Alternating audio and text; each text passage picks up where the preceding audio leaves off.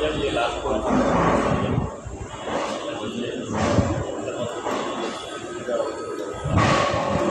সেই বিষয়ে আজকে আমাদের তদন্ত প্রতিবেদনের দাবি আমরা যখন তদন্ত প্রতিবেদন প্রস্তুত করছিলাম এই মুহূর্তে তথ্য আছে এবং আমরা একটা ভিডিও প্রশ্ন তাতে দেখা যাচ্ছে যে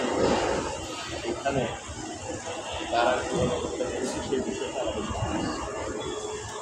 তারা কীভাবে হত্যা করেছে এই বিষয়টা আমাদের অর্থাৎ এই মামলা তদন্তরিত জাতিদের শেষ পর্যায়ে আমরা দেখতে পেলাম যে যারাকে পোড়ানো হয়েছে তাদের হত্যার ভিডিওটা আমরা আমাদের এই বিষয়ে তদন্ত সমাপ্ত করার জন্য কিছু সময় দরকার এই জন্য আমরা এক মাস সময় চেয়েছিলাম আমাদের ট্রাইব্যুনাল এটা আরেকটা ছোট্ট বিষয় ছিল নরসিংদীর ছাত্রলীগ নেতা অন্য একটা মামলায় গ্রেপ্তার ছিলেন এই মামলায় ডাব্লিউএইচি তাকে পড়াশোনা মামলায় হাজির করা হয়েছে তাকে জেল হাজির লাশ যারা পুড়িয়েছে নাকি যারা পুড়িয়েছে তাদের নতুন তথ্য পেয়েছে আমরা এই হত্যাকাণ্ড আমাদের ব্যাপারটা কীরকম যে আপনারা আগে ছিলেন লাশ পোড়ানোর পরবর্তী জানতে পারবেন যে মারা হয়েছে আপনার যেটা আপনাদের বলতে চাচ্ছি যে আমাদের বিষয় ছিল হত্যা করা তো হয়েছে না হত্যা করা হয়েছে পুড়িয়ে মারার পর পোড়ানো হয়েছে একজন জীবিত ছিলেন তাকে পোড়ানো হয়েছে এখন আমরা যেটা পেয়েছি সেটা হচ্ছে যে হত্যাকাণ্ড সংগঠনের একটা ভিডিও চিত্র আমরা চাচ্ছি এটা আমরা এখন যাতে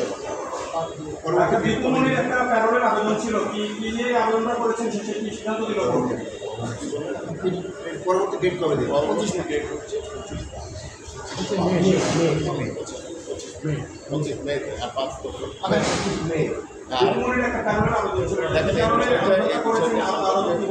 আদালত প্যারোলের বিষয়টি স্বরাষ্ট্র মন্ত্রণালয়ের থেকে দেখা হচ্ছে এটা আমাদের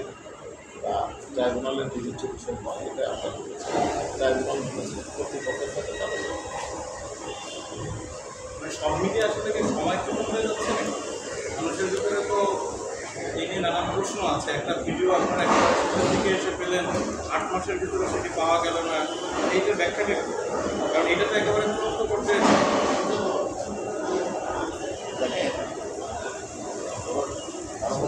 অপরাধের ক্ষেত্রে আমরা মূল বিবেচ্য বিষয় হচ্ছে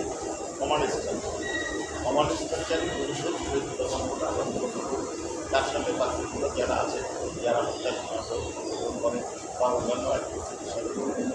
তাদের বিষয়টা আমরা এক তদন্তকে চলমান করি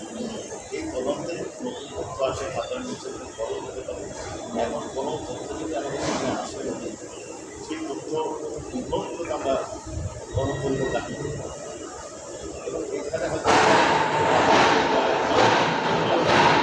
অন্যান্য তদন্ত রিপোর্টের জন্য এবং ন্যায় বিচারের সাথে এটা বিচারকে বিলম্বিত করার জন্য না ন্যায় বিচারকে প্রতিষ্ঠা